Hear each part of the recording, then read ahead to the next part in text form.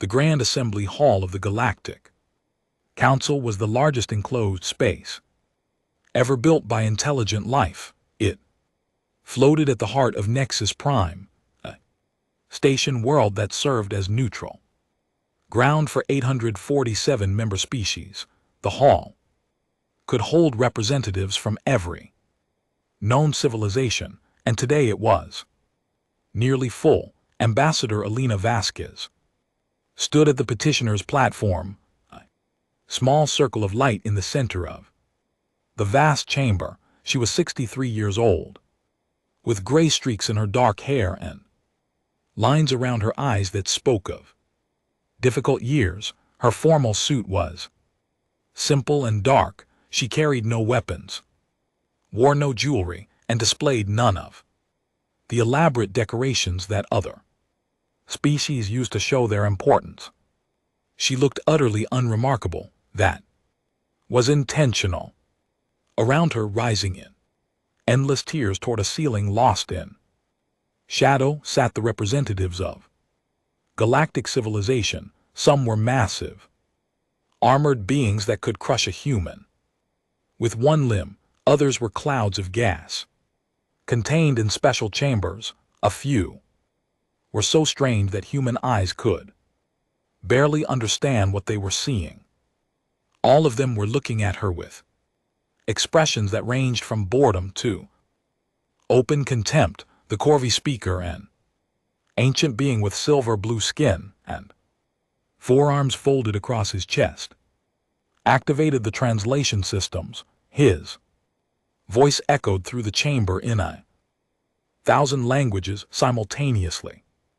The Council recognizes the petition of the human species for full membership.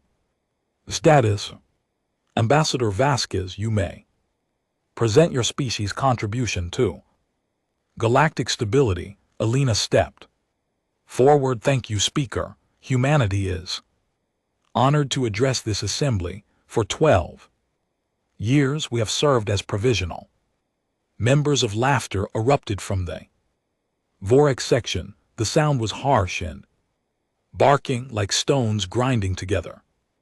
The Vorhak were massive reptilian creatures, each one standing 3 m tall, with scales like black iron and teeth designed for tearing flesh. They had conquered 40 star systems and destroyed 2 species entirely. They were feared throughout the galaxy. Their lead delegate, a scarred veteran named Krathvol, rose to his feet. I apologize, Speaker. I simply cannot contain my amusement. The prey animals wish to be taken seriously. More laughter spread through the chamber. The Kralith, insectoid beings with razor-sharp limbs, clicked their mandibles in what passed for their kind of humor. The Selvari, creatures made of living crystal, chimed in frequencies that conveyed mockery. Elelina stood perfectly still. Her expression did not change. Krathvol continued, his voice carrying easily through the vast space. Look at this creature, soft skin that tears at the slightest touch, no claws, no venom, no natural armor. They come from a world so hostile that it should have killed them 1,000 times over. Yet somehow they stumbled into space, and now they want to sit among true powers. The CR delegate rose next. Her voice was a series of clicks translated into common speech. The human lifespan is barely a century. Some of us in this chamber are older than their entire civilization. What wisdom can such mayflies offer? Their world is a gravity prison, added the Omnith representative, a being of compressed gas floating in a containment sphere. They evolved at the bottom of an atmosphere so thick it would crush most sensible life. Perhaps this explains why their brains work so slowly. The mockery continued for several minutes. Species that had never agreed on anything found common ground in their contempt for humanity. The Dravani, elegant beings of light, suggested that humans had simply gotten lucky finding faster than light travel. The Mocketh, living stone creatures, wondered aloud how humans had not been conquered already through all of it. Elena Vasquez stood silent. Her hands remained at her sides, her breathing stayed calm, her eyes moved slowly across the chamber, noting every delegate who laughed, every species that joined the ridicule. She was not angry. She was remembering. Finally, the Korvathi speaker raised one of his four hands. The chamber fell quiet. He looked down at Elena with something that might have been pity. Ambassador Vasquez, I apologize for the disruption. The Council values all perspectives, even those of younger species. Please continue your presentation. I am certain it will be most charming. The word hung in the air like an insult. Elena looked up at the speaker. For the first time she smiled. It was a small expression, barely touching her lips, but something about it made a few delegates shift uncomfortably in their seats. Thank you, Speaker. I had prepared remarks, several hours of them. Actually, economic projections, cultural analyses, detailed proposals for how humanity might contribute to Council operations. She paused. The chamber waited. But I think a demonstration would be more effective. With your permission, Speaker, I would like to show the Council what humanity truly offers. The speaker waved one hand in casual dismissal. By all means, Ambassador. Demonstrate away. Several delegates settled back in their seats, preparing for more entertainment. The Vorvik were already whispering among themselves, ready with more jokes. Elena raised her right hand.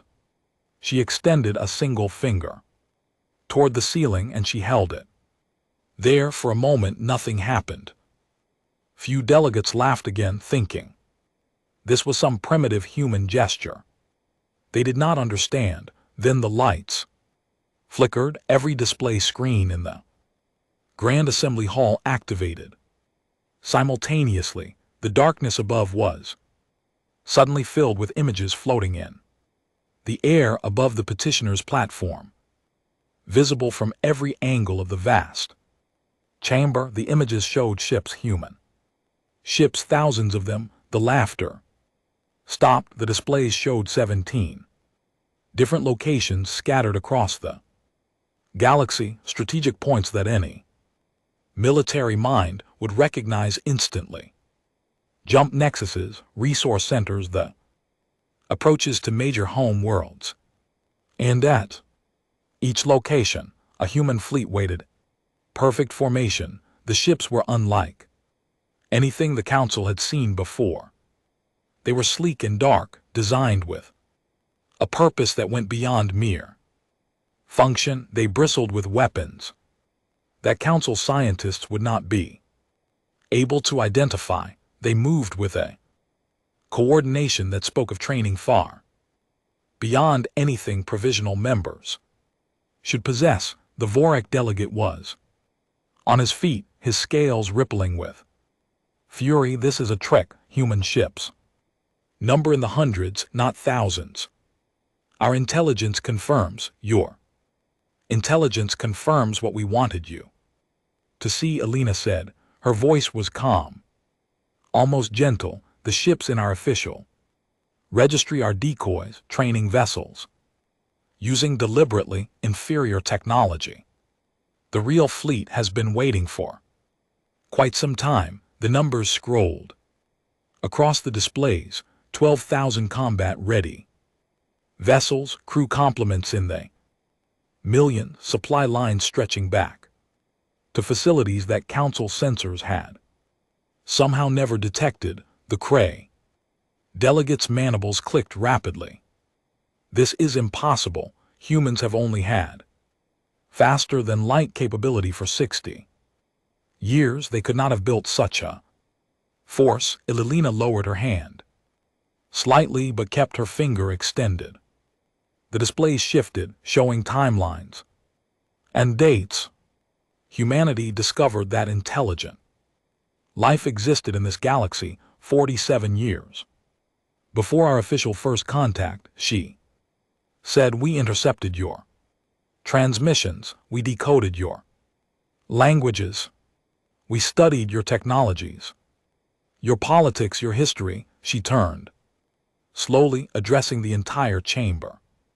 "We watched the Vorhak conquer the Molesian people, we watched the Kraeth consume the soft ones of Dendro Laffer, we watched 17 species disappear from the galaxy, victims of conquest, exploitation, or simple neglect." Her voice never rose, but it carried to every corner of the vast hall. "We watched this council debate while innocents died. We watched members vote for inaction because action was inconvenient. We saw exactly what kind of galaxy this was." She smiled again, and this time there was no warmth in it at all. "And we prepared accordingly." The Korvathi speaker had gone pale, his silver blue skin fading to gray. "Ambassador Vasquez, are you threatening this council?" Elena shook her head. "No, Speaker, I am educating it. For 12 years you have seen exactly what we wanted you to see, a young species, naive and weak, grateful to be allowed into your great civilization. We played the role perfectly." She gestured, and the fleet displays vanished. In their place appeared a single document, text scrolling in every major language of the Council. "This is humanity's actual petition. We are not asking for membership, we are asking for justice." The document outlined demands that made several delegates gasp: formal investigations into the Molesian genocide, reparations for the soft ones, accountability for every species that had gone extinct while the Council watched. The Silvari delegate, a being of pale pink crystal, spoke into the stunned silence. "And if the Council refuses these demands?" Elena lowered her hand at last. The displays faded. The chamber was left in normal light, but somehow it felt darker than before. Then I raised a different finger, she said. The silence that followed was the loudest thing the Grand Assembly Hall had ever contained. The Korvati speaker looked at Ambassador Elena Vasquez as if seeing her for the first time. She was still the same gay-haired woman who had walked onto the platform an hour ago. She still wore the same simple suit. She still carried no visible weapons, but nothing about her seemed unremarkable anymore. "This council will recess for 72 hours, the speaker announced, his voice unsteady, "to consider the petition before us." As delegates began to file out, many casting fearful looks at the small human woman below, Elena remained on the platform. She had waited 47 years for this moment. She could wait a little longer. The galaxy was about to learn what humanity really was, and it would never look at them the same way again. The Grand Assembly Hall had never known chaos like this. Delegates shouted in 100 different languages. Some demanded immediate war against humanity. Others called for emergency sessions, for military assessments, for anything that might explain how this had happened. Ambassador Elena Vasquez remained on the petitioner's platform, watching it all with patient eyes.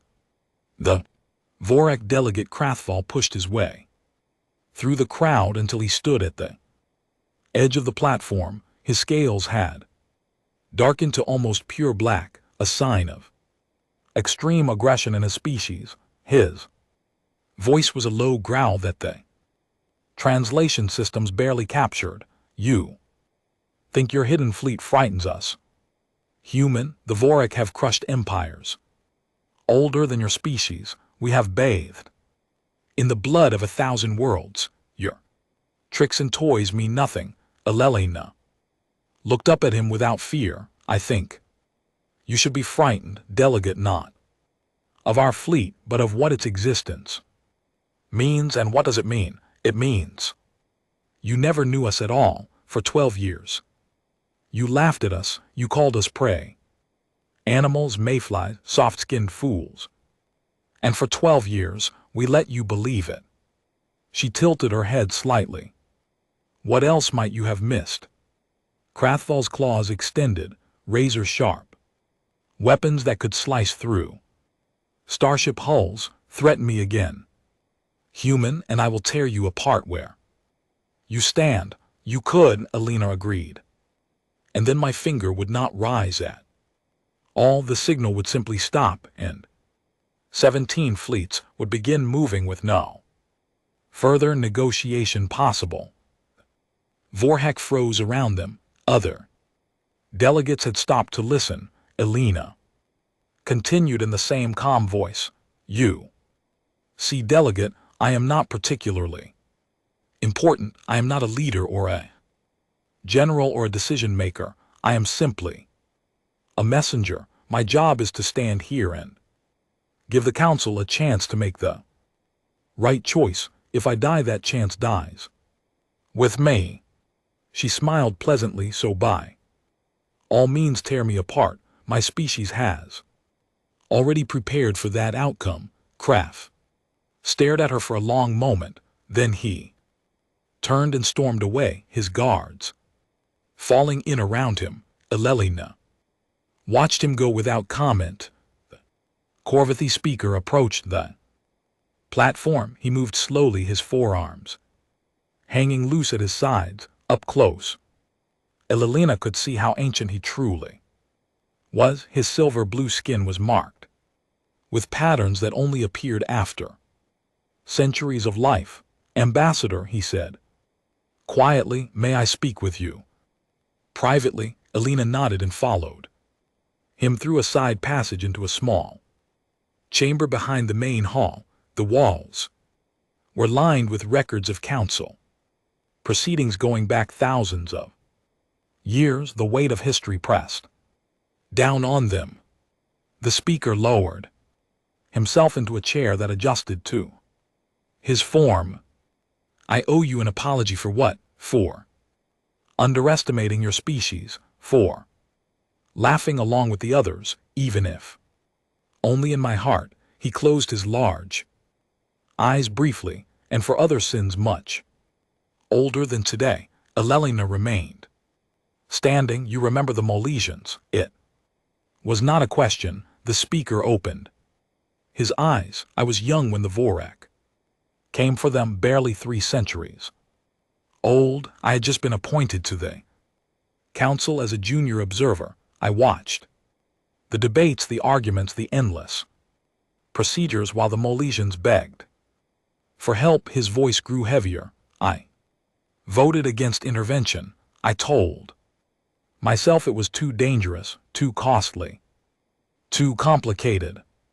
I told myself the Molesians would find a way to survive on their own, and then they were gone, and I never had to face what I had done. He looked at Alina with eyes full of ancient grief. Until now, Alina was quiet.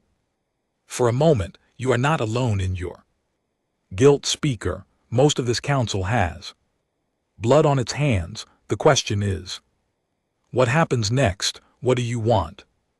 Ambassador, truly justice, she said. Simply accountability, a galaxy where the strong cannot simply devour the weak while everyone else watches. The speaker shook his head slowly. You ask for the impossible. The powers that benefit from the current system will never accept such changes. The Vorak alone would rather burn the galaxy than admit they were wrong. I know, Alina said. That is why we prepared for so long. She sat down across from him, and for the first time since arriving at Nexus Prime, she allowed herself to look tired. Let me tell you a story, speaker, about how humanity really prepared for the galaxy. 47 years ago, a young officer named Elena Vasquez had been assigned to a classified project called Operation Quiet Sky. The project's purpose was simple: monitor deep space for any signs of intelligent life. What they found was terrifying. Signals from across the galaxy spoke of war, conquest, and extinction. Species rose and fell like waves on an ocean. The strong took what they wanted, and the weak disappeared. There was a council that claimed to maintain order, but its order was the order of the powerful. The humans who first decoded these signals faced terrible choice. They could announce their presence and hope for the best, or they could hide and prepare. They chose to prepare. For nearly 5 decades, humanity had lived a double life. On the surface, they were exactly what the galaxy expected: a young species making mistakes, learning slowly, grateful for any scraps of knowledge their betters chose to share. Beneath the surface, they were building an empire of shadows, hidden shipyards in the dark spaces between stars, research facilities buried in the hearts of asteroids, training programs that turned ordinary humans into soldiers capable of fighting any species in the galaxy. Intelligence networks that reached into every corner of known space, and through it all a doctrine that was taught to every human who learned the truth: overwhelming mercy. We have the power to destroy, Elena told the speaker. Every analysis we ran, every simulation we tested showed the same result. If we revealed ourselves and fought, we would win. Not easily, not quickly, but in the end, humanity would stand victorious over the ashes of galactic civilization. She leaned forward, and we decided that victory was not worth having, not if it meant becoming the very thing we feared. The speaker stared at her. You could have conquered us all, and you chose not to. We chose to wait, to watch, to hope that somehow the galaxy would change on its own. Elena's voice grew heavy. It did not change. The conquest continued. The extinctions continued. The council continued to do nothing. So why reveal yourselves now? Because we found something that made waiting impossible. Before Elena could explain further, an alarm sounded. Emergency signals flashed across the walls of the small chamber. The speaker's personal display activated, showing a priority message from Council Security. The Vorak had dispatched an attack fleet toward Earth. Elena closed her eyes for a moment. When she opened them, she did not look surprised or afraid. She looked almost sad. Speaker, I would like you to do something for me. What? Make sure the Council is watching the live feeds from Vorak space, all of them, every delegate, every observer, every being with access to a display screen. The speaker hesitated. Why? Because they need to see what happens next. The Vorak fleet was impressive by any standard. 200 warships, each one capable of devastating a planet. They moved through space in perfect formation. Their commanders confident in their overwhelming power. They had crushed species with far more impressive defenses. These soft-skinned humans would learn what happened to prey, animals that forgot their place. The fleet arrived at the designated coordinates and found nothing. Empty space, just as their scouts had reported. Earth's pathetic defense force was days away. The path to humanity's home world was clear, and then the space around them came alive. Human ships appeared. From nowhere, not dozens, not hundreds. Thousands, they emerged from hidden positions, from stealth fields that Vorthak technology could not detect, from dimensions that Vorthak science said did not exist. In seconds, though, Vorthak fleet was completely surrounded. The battle, if it could be called a battle, lasted 9 minutes. Human weapons were precise beyond anything the Vorak had ever seen. Beams of energy struck exactly where they were aimed, disabling engines and weapons without touching crew compartments. Gravity fields lock ships in place, unable to flee or fight. Electronic warfare systems turn Vorhak computers into useless metal. Not a single Vorhak ship was destroyed. Every vessel was disabled with surgical precision. Every crew member was left alive, floating helplessly in the dark.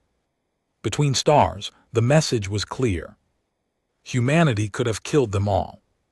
They chose not to.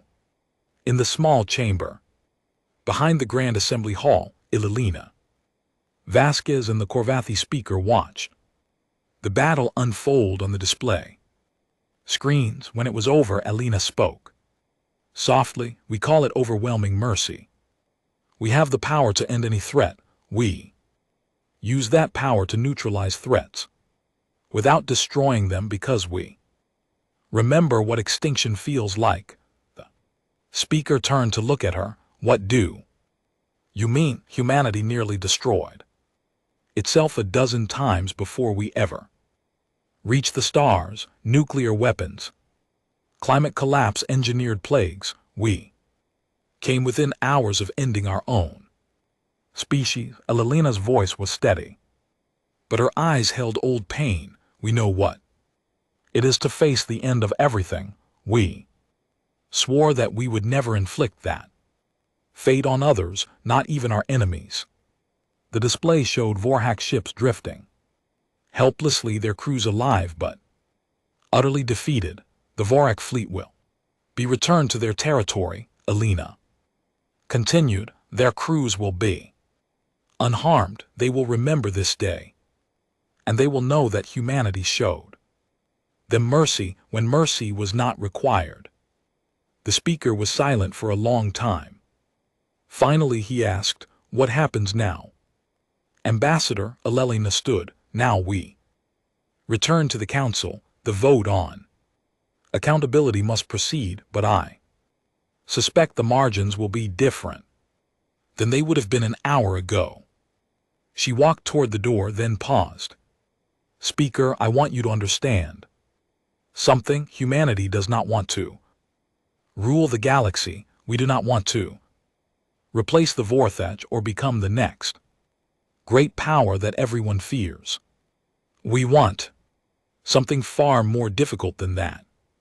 What? We want the galaxy to be better than it is, and we are willing to fight for that dream, but only as long as necessary, only until others are ready to stand beside us. She left him sitting in that room, surrounded by the records of 10,000 years of galactic history, all of it built on a foundation of conquest and fear. For the first time in centuries, the Korbati speaker wondered if something different was possible.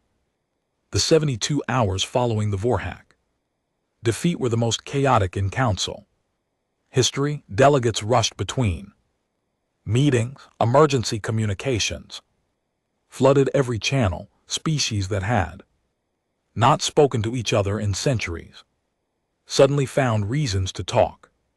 Ambassador Alelina Vasquez spent most of that time in her small quarters on Nexus Prime. She ate simple meals, reviewed reports from Earth, and waited. She had done her part.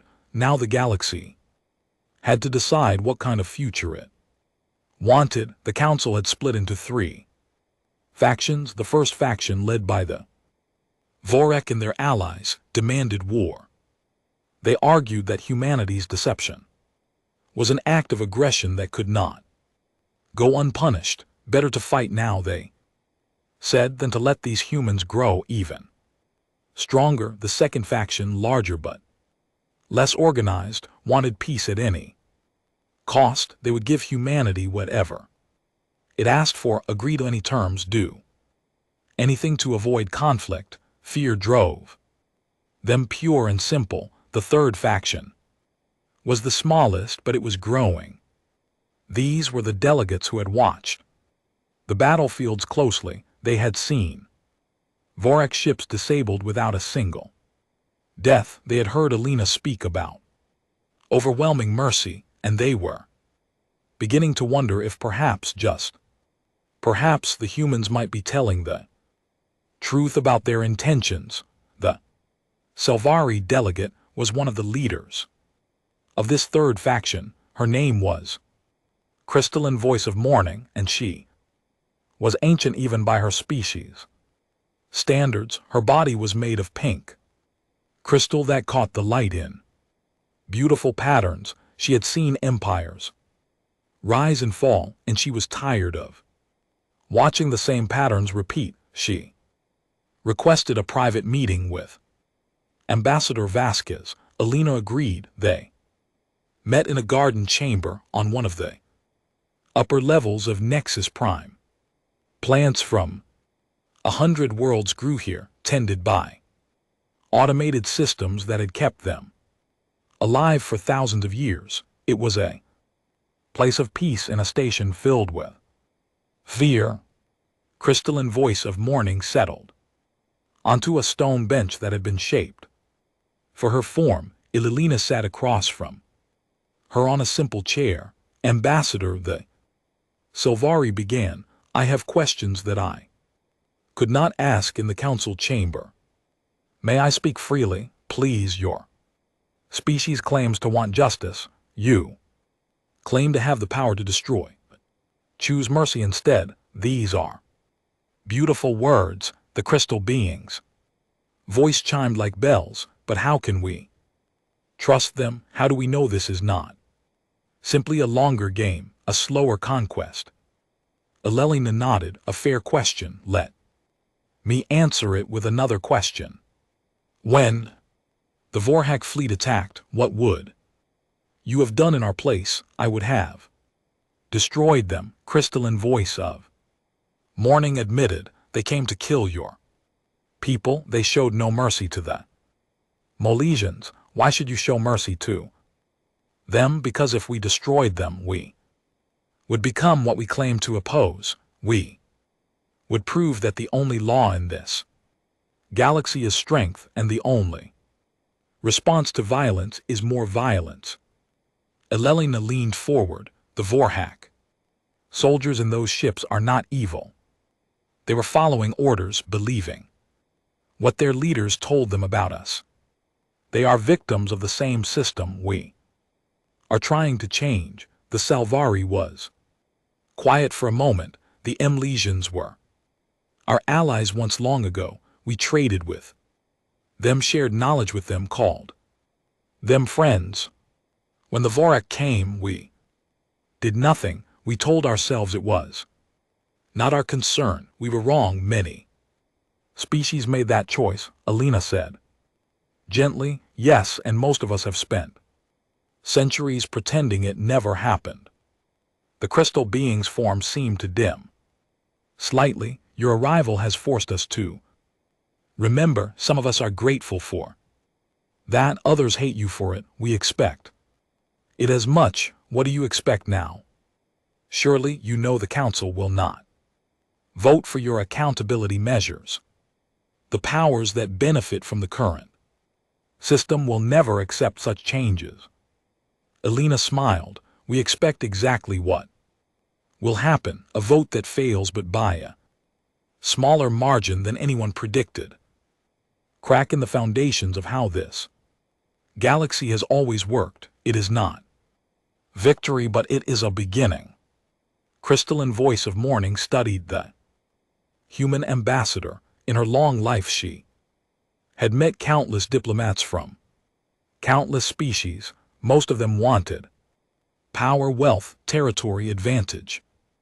This human seemed to want something different, something that was almost impossible to believe. The Vorek are already calling for your blood, she said. Their fleet was humiliated. Their warriors were left alive to spread the tale of their defeat. They will never forgive this. We know they will attack again with more ships, more weapons, more fury, we know, and you will show them mercy again as many times as necessary. Ililina's voice was firm. Until they understand that our mercy is not weakness, until they realize that destroying us will cost more than they are willing to pay, until they accept that there might be another way to exist in this galaxy. The Salvari delegate rose from her bench. Her crystalline form caught the light from the garden's artificial sun, throwing rainbows across the plants around them. Ambassador, I am going to do something I have not done in 3,000 years. I am going to take a risk. What kind of risk? I am going to believe you. She moved toward the door, then paused. When the vote comes, the Salvari will stand with humanity, not because we are afraid of your fleet, but because you might actually be what you claim to be, and if there is even a small chance of that, it is worth any risk.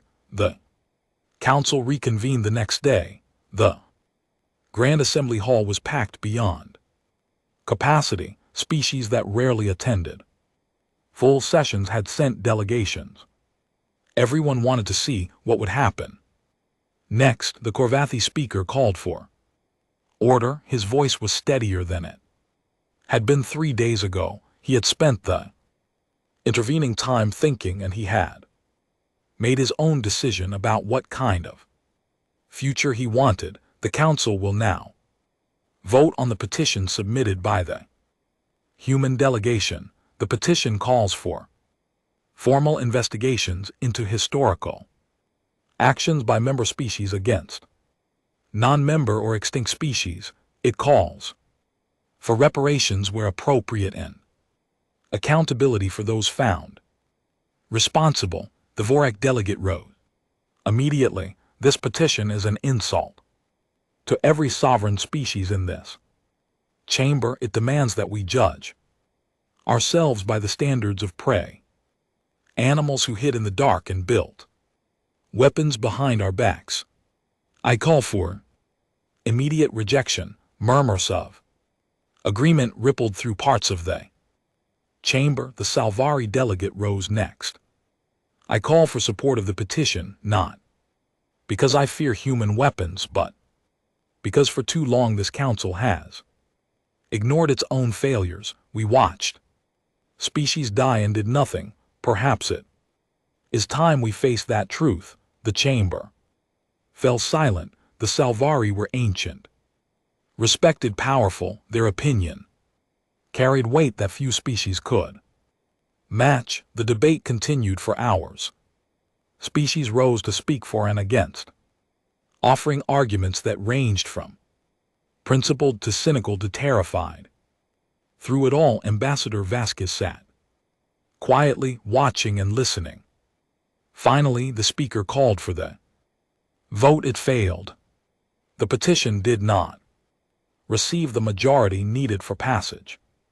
The Vorek and their allies cheered, believing they had won, but Ilina had been watching the numbers, and she saw what others missed. The vote had been closer than anyone expected.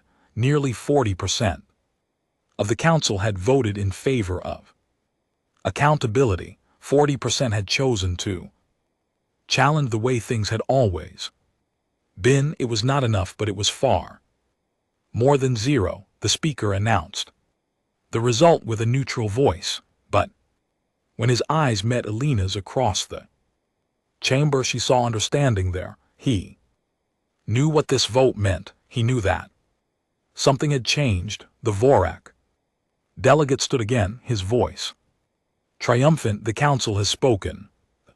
Human petition is rejected.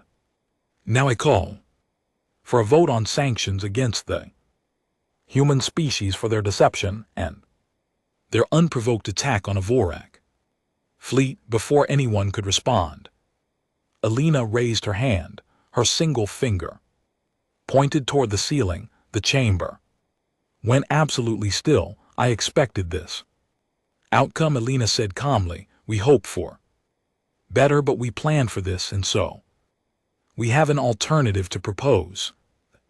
Display screens activated throughout the chamber, but this time they did not show fleets or weapons. They showed coordinate locations scattered across the galaxy that no council record mentioned. These are the positions of 12 hidden human stations, Alina continued.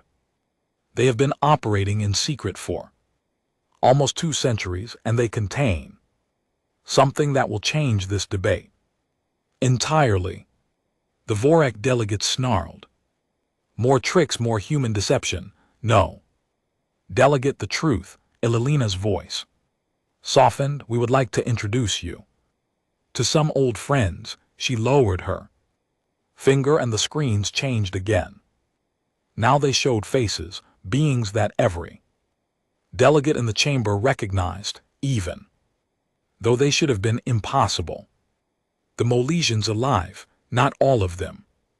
Not the millions who had once lived on their beautiful home world, but thousands of them gathered in a human station, looking into the cameras with expressions that mixed hope and fear and something that might have been defiance. The chamber exploded into chaos.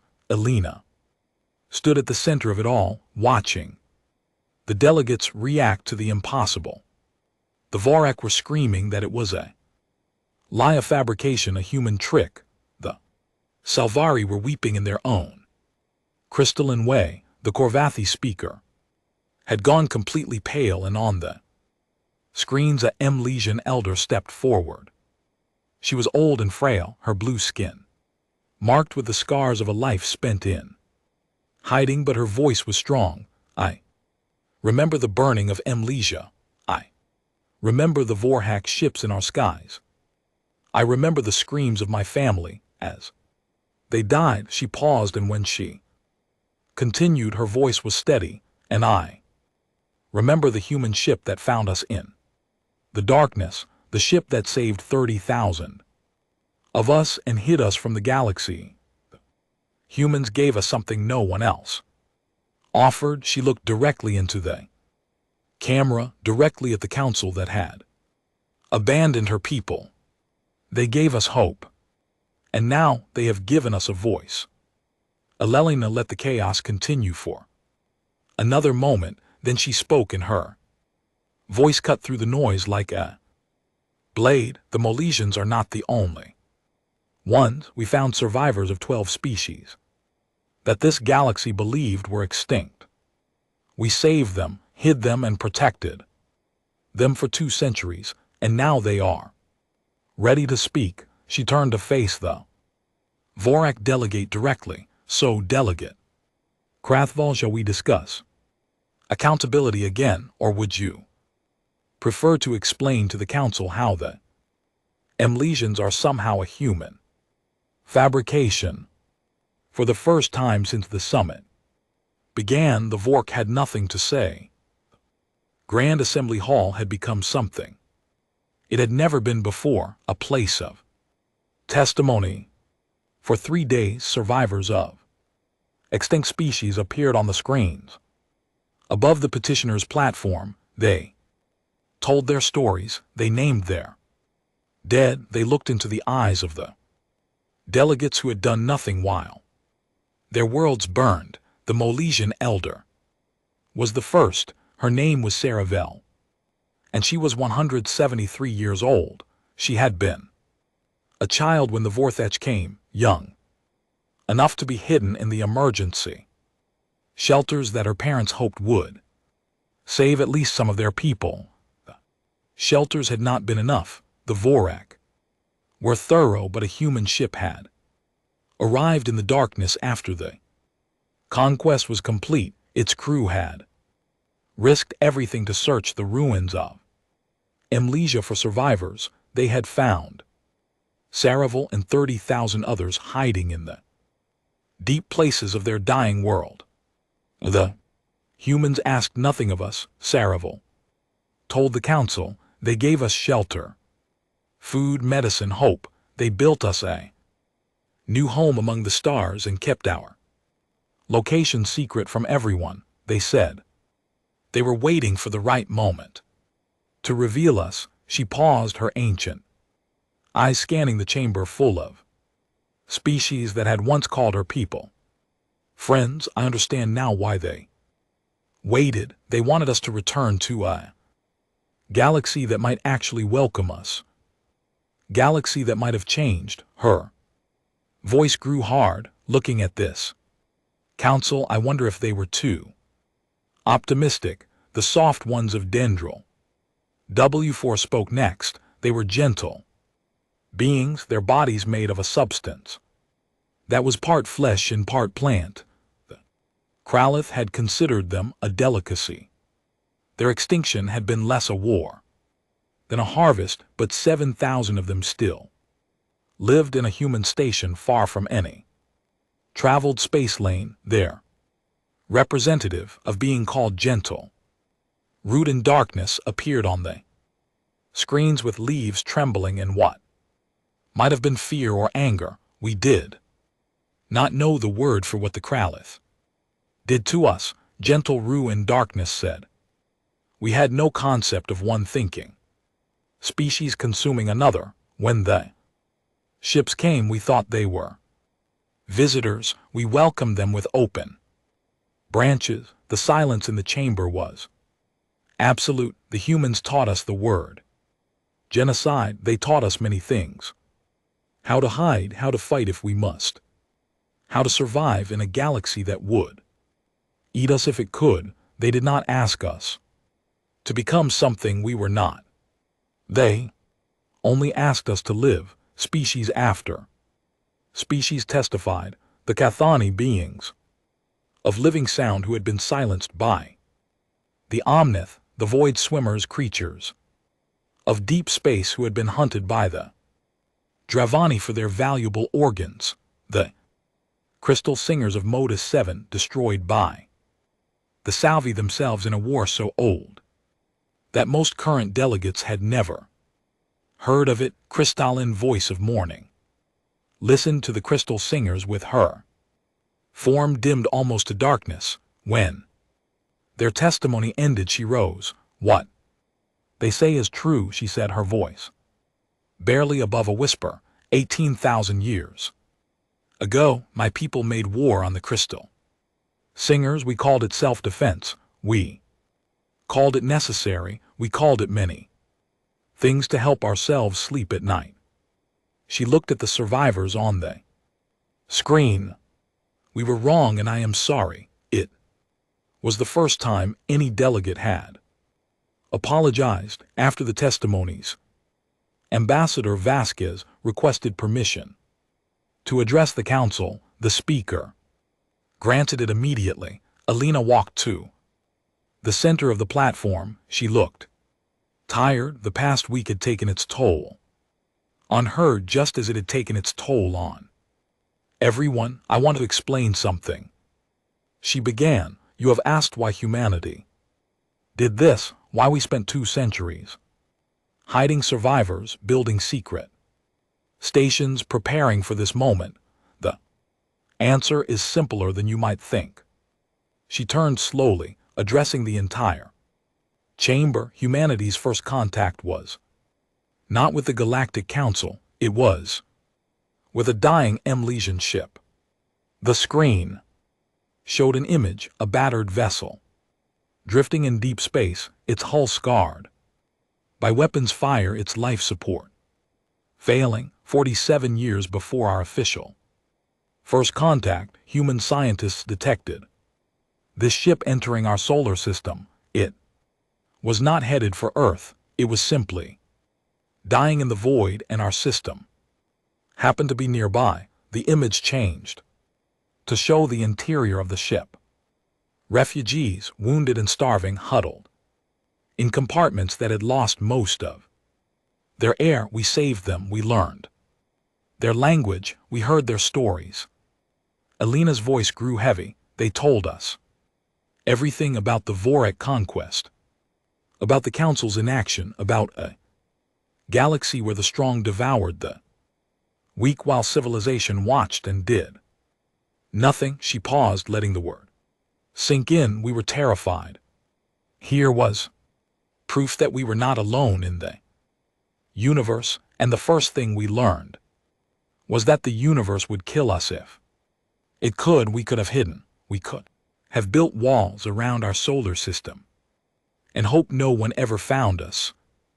Screen showed human ships, the early versions that had eventually become the hidden fleet. Instead, we made a choice.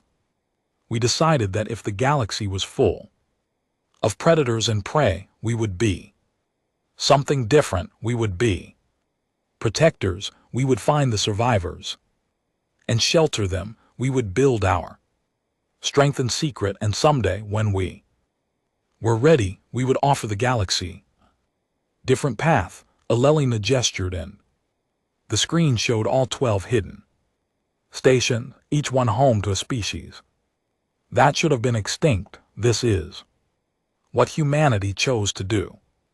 With 47 years of hidden preparation, not conquest, not empire, sanctuary, the Vorak delegate rose. His voice was quieter than before, but it still carried venom. Pretty words, human, but you still deceived us.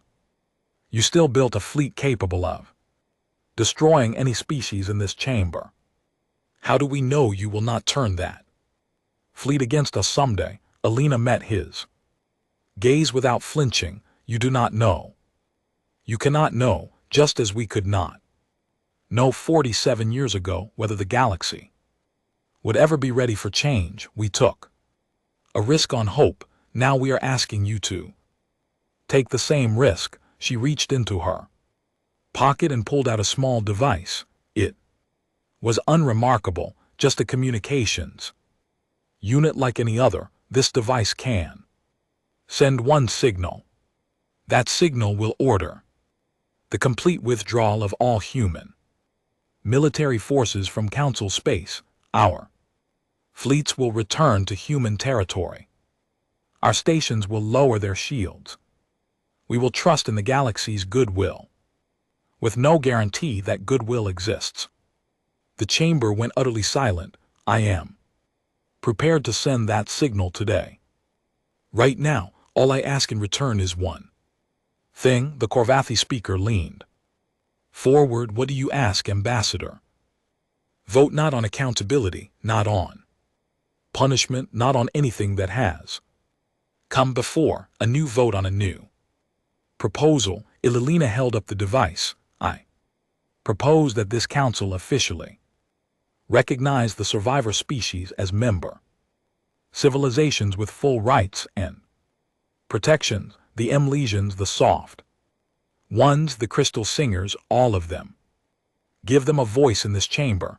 Let them speak for themselves. The Vorak delegates snarled. You would give voting rights to species we conquered, species that by every tradition of this galaxy belong to us. They belong to no one but themselves, Alina said firmly. That is the point. The speaker called for a recess to consider the proposal.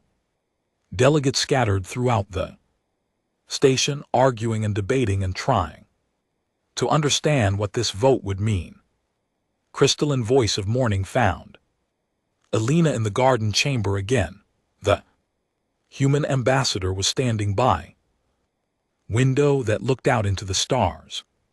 You are taking an enormous risk, the Selvari said. If you withdraw your fleets and the vote fails, you will have no leverage left. The Vorth could attack Earth itself. I know.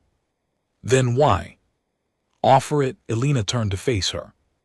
Because we cannot force the galaxy to be better. We can show it what better looks like. We can demonstrate that trust is Possible, but in the end the choice has to be yours, all of yours. She looked back at the stars. My grandmother was one of the scientists who first decoded the Molesian language. She spent her entire life working on Operation Quiet Sky, preparing for a future she knew she would never see. Before she died, she told me something I have never forgotten. What did she say? She said that the measure of a species is not what it does with absolute power, but what it does with absolute trust. Power is easy, trust is hard. Elena smiled sadly. We have shown what humanity does with power. Now we need to show what we do with trust.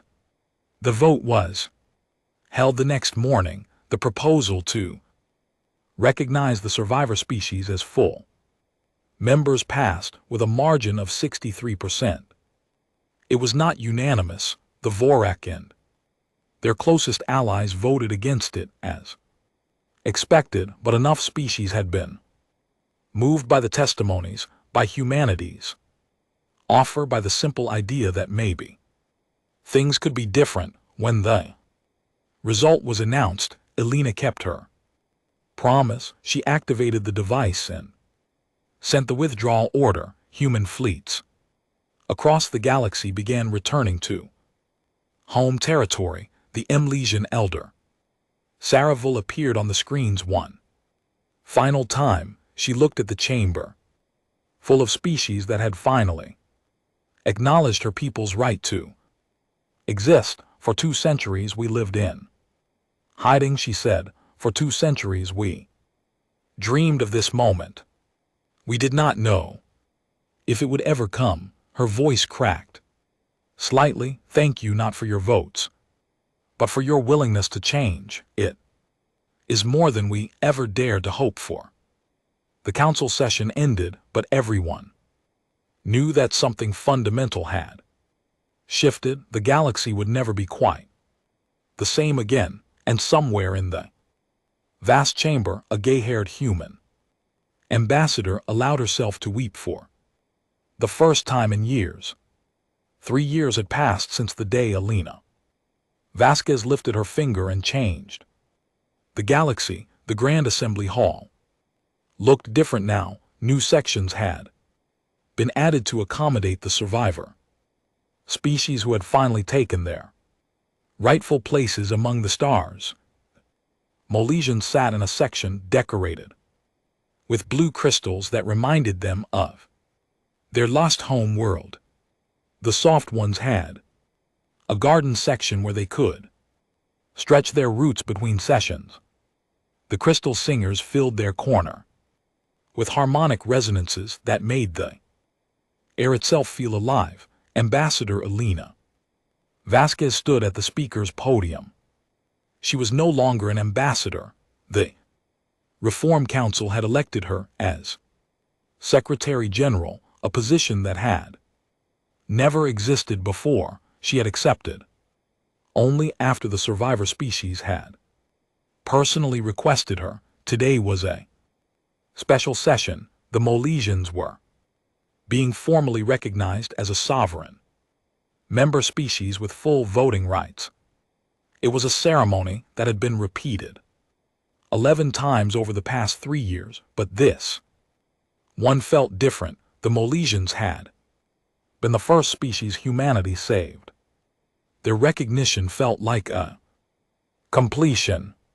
Sarah, now the Molesian ambassador, walked slowly to the petitioner's platform. She was older than she had been 3 years ago, her blue skin showing the marks of advanced age. But her voice was still strong. I have lived long enough to see impossible things, she began. I saw my world burn.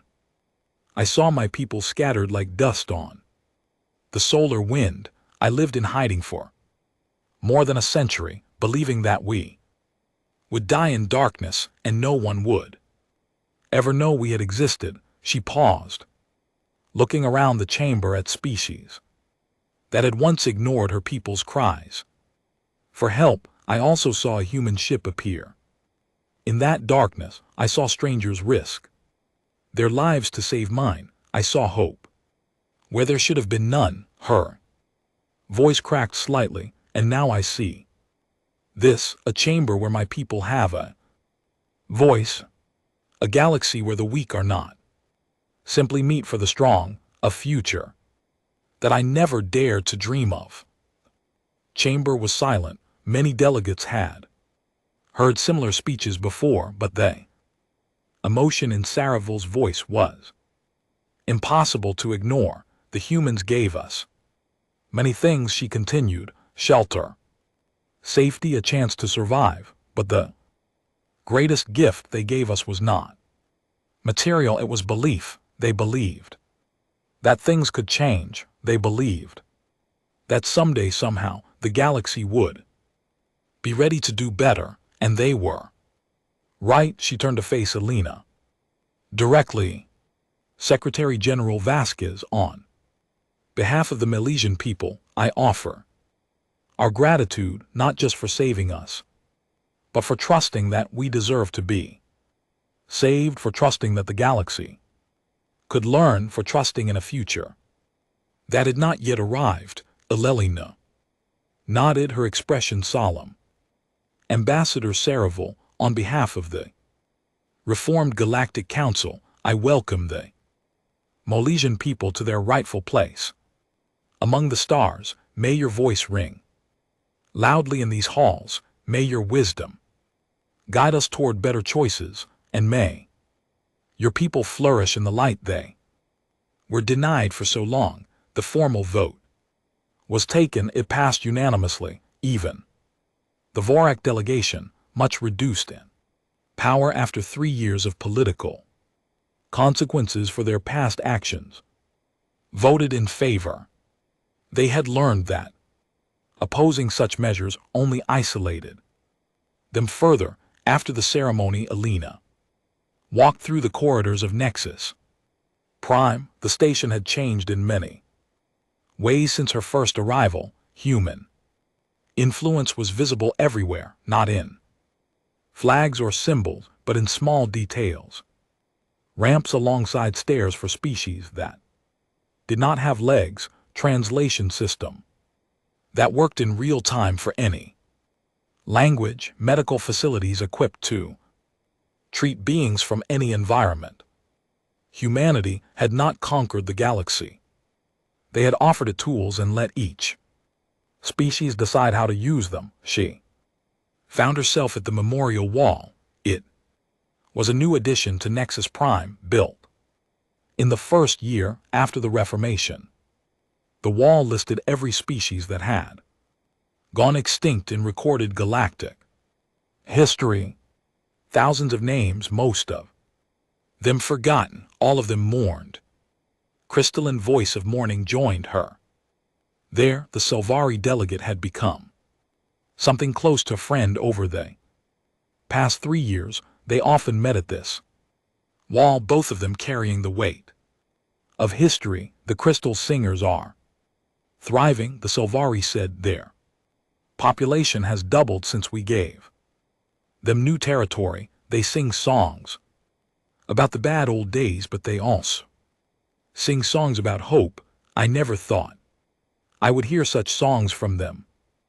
They forgave you, Alelina observed.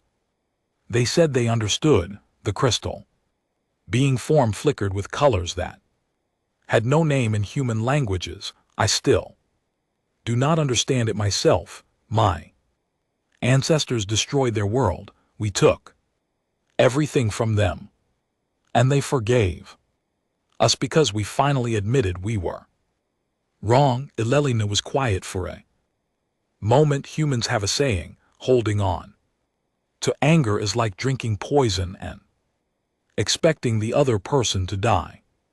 Forgiveness is not always about the one being forgiven. Sometimes it is about freeing yourself. Your species has many such sayings. We have had many opportunities to learn them. They stood in comfortable silence, looking at the names on the wall. Finally, crystalline voice of mourning asked the question, That had been on her mind for years. What now, Elena, the survivor species? Are recognized, the council has been reformed, the Varrock are contained, you have achieved everything you set out to achieve. What comes next? Elena smiled. It was a tired smile but genuine. We keep going. We keep proving that there is another way, and eventually we step back and let others take the lead. You would give up your position. The goal was never for humanity to rule. The goal was for the galaxy to be able to rule itself justly. She gestured at the memorial wall. Someday this wall will stop growing. Someday no more species will go extinct because no one cared enough to help them. On that day my work will be done. In a distant corner of the galaxy, a human ship approached a world that had never been contacted before. Its people had just discovered faster than light travel. They had sent their first probe beyond their solar system and were waiting anxiously to see if anyone would respond. The human ship was small and unarmed. Its crew consisted of a single diplomat named James Chen, a young man who had grown up hearing stories about the Reformation and wanted to do his part. He landed his ship in an open field near the planet's largest city. The aliens gathered around it, curious and afraid. In equal measure, they had detected the transmissions from the wider galaxy. They knew what was out there. They knew how dangerous the universe could be. James stepped out of his ship with his hands open and empty. He had rehearsed this moment 1,000 times, but nothing could prepare him for the reality of it. First contact, the beginning of everything. One of the aliens stepped forward. It was a being covered in soft fur with large eyes, designed for seeing in low light. Its voice was translated by James' equipment into understandable words. We have heard the transmissions, the alien said. We know there are powerful species out there who take what they want. We know we are small and weak. We have been preparing for war ever since we discovered we were not alone. James nodded. I understand. My species felt the same way once. Why are you here? What do you want from us? James smiled. It was the same smile Elena had worn 3 years ago when she faced the council, confident, gentle, full of hope. I am here to tell you that you do not have to be afraid anymore. You are not alone. The alien studied him with those large eyes. And what do you want in return for protection? Only that someday when you are strong enough, you do the same for someone else. There was a long silence. The gathered aliens looked at each other, trying to understand what they were hearing. It went against everything they had learned about the galaxy. It seemed too good to be true. You ask us to trust you, the alien finally said. How do we know you are telling the truth? James nodded. Slowly, he had expected this question. You do not know. You cannot know, not yet. Trust is earned through actions, not words. All I can tell you is that my species chose to believe in a better future, even when there was no evidence that such a future was possible. We were scared. We were weak. We could have hidden behind walls and hoped the universe would ignore us. He looked at the sky, at the stars that held both wonders and terrors. Instead, we chose to hope, and that choice changed everything. The alien considered this. Then slowly it extended one of its limbs toward James. It was a gesture of greeting in their culture, a sign of trust. James took the offered limb gently. First contact was complete. Far away on Nexus Prime, Elena Vasquez felt None of this, she had no way of knowing. That another first contact was happening, that another species was being offered the same choice humanity had made decades ago, but somehow, standing at the memorial wall with her crystalline friend beside her, she knew that the work was continuing somewhere. Out there, someone was extending a hand to a frightened stranger. Somewhere out there, hope was being offered to those who had never dared to dream. She looked at the wall one last time. So many names, so much lost, but fewer names being added each year. Progress measured in species that did not die. I think, she said quietly, that this is enough. I think this is worth everything we sacrificed. Crystalline voice of morning chimed softly. I think so too. They walked away together, leaving the memorial behind. Outside the viewing windows, the galaxy stretched out in all its terrible beauty. Billions of stars, countless worlds, so much potential for both cruelty and kindness. Humanity had made its choice. Now the rest of the galaxy was making theirs, and slowly, year by year, the future was becoming something worth believing in. The story was not over. It would never be over.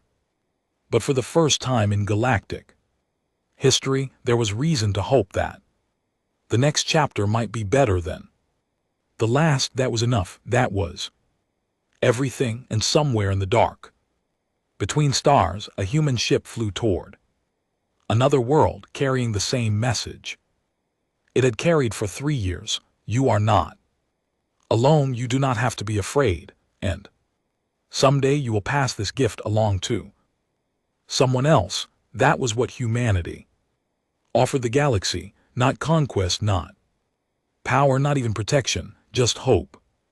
And hope, it turned out, was stronger than any weapon ever built.